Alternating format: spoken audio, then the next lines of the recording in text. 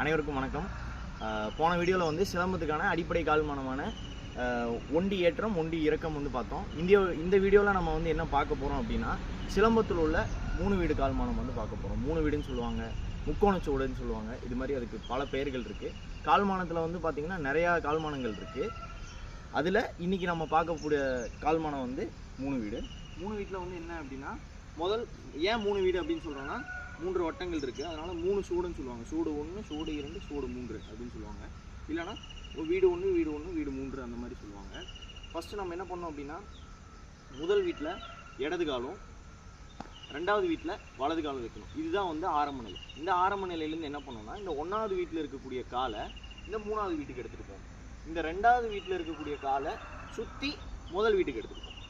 இப்போ இந்த முதல் வீட்டில் இருக்கக்கூடிய வலது காலை 2வது வீட்டுக்கு கொண்டு வந்து 3வது வீட்டில் இருக்கக்கூடிய காலை முதல் வீட்டுக்கு கொண்டு வரணும். இதுதான் வந்து 3 வீட்டிற்கான அடிப்படை கால்மானம். பயிற்சி பண்ணுங்கள். இதுக்கான தெளிவான வீடியோ வந்து நமது யூடியூப் பக்கத்தில் இருக்குது. தொடர்ந்து ஃபாலோ பண்ணுங்கள். நன்றி.